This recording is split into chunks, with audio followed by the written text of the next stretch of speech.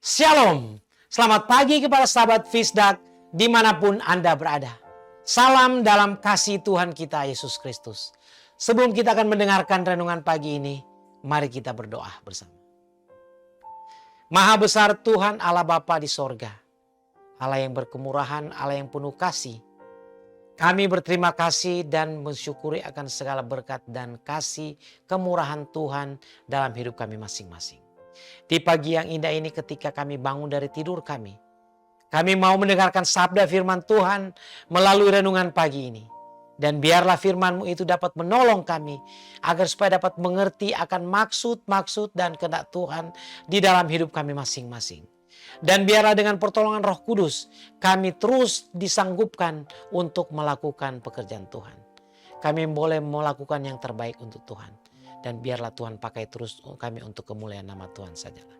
Dan dengan apa yang kami lakukan, apa yang kami bagikan kepada orang lain, tentunya banyak orang dapat mengenal Tuhan, mengenal Engkau melalui pelayanan kami kepadamu Tuhan. Biarlah kami saling mengasihi, saling menolong, saling mencintai satu sama lain, saling memperhatikan. Dan dengan demikian kami memiliki akan mewarisi akan kerajaan sorga yang Tuhan sudah janjikan itu. Terima kasih Bapa. Ampunilah kesalahan dan dosa kami. Dalam nama Yesus, Tuhan dan Juru Selamat kami. Amin. Renungan pagi hari ini, hari Rabu, tanggal 3 November tahun 2021. Dengan judul, Bait Allah harus menerima perhatian yang tetap. Karena kita adalah bait dari Allah yang hidup menurut firman Allah ini. Aku akan diam bersama-sama dengan mereka dan hidup di tengah-tengah mereka.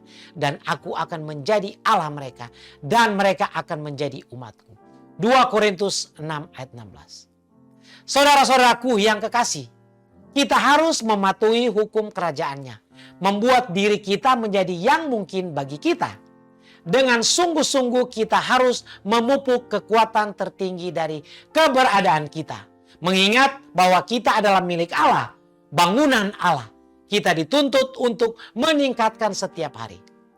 Bahkan di dunia yang penuh dengan dosa dan kesedihan ini, kita dapat dengan sungguh-sungguh, dengan upaya yang gigih, naik ke kebergunaan spiritual yang tertinggi. Kita harus menyenangkan Tuhan. Ini bisa kita lakukan karena Henokh menyenangkan Allah meskipun hidup di zaman yang merosot. Dan ada Henokh-Henokh di zaman kita sekarang ini. Tubuh manusia, bangunan Tuhan, bait sucinya membutuhkan penata layanan yang dekat, berjaga-jaga dan waspada. Bersama dengan Daud kita dapat berseru, kejadianku dahsyat dan ajaib. Ajaib apa yang kau buat. Apa yang dikerjakan Allah harus dipelihara agar dapat diungkapkan kepada alam semesta dan kepada mereka yang murtad bahwa pria dan wanita adalah bait suci Allah yang hidup. Saudara-saudaraku yang kekasih, kesempurnaan watak yang dituntut Allah adalah membuat segala aspek kehidupan sebagai bait suci yang berdiamnya Roh Kudus. Tuhan membutuhkan pelayanan dari seluruh mesin manusia.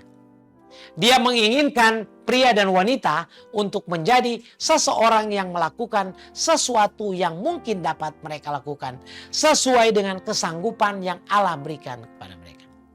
Tidak cukup untuk bagian-bagian tertentu dari mesin yang akan digunakan. Semua bagian harus dijalankan atau layanan ini kurang mencukupi. Kehidupan fisik harus dididik, dipupuk, dan dikembangkan dengan hati-hati.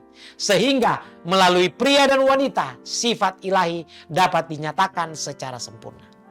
Tuhan mengharapkan manusia untuk menggunakan kecerdasan yang telah Dia berikan kepada mereka.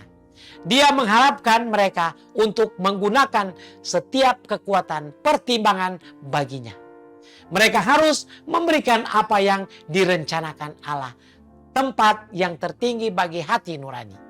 Kekuatan mental dan fisik dengan kasih harus diolah sedemikian rupa sehingga mereka dapat mencapai efisiensi tertinggi. Demikianlah firman Tuhan yang kita baru saja dengarkan tadi. Salam kami dari Fisdak Media Ministry. Tuhan memberkati kita semua.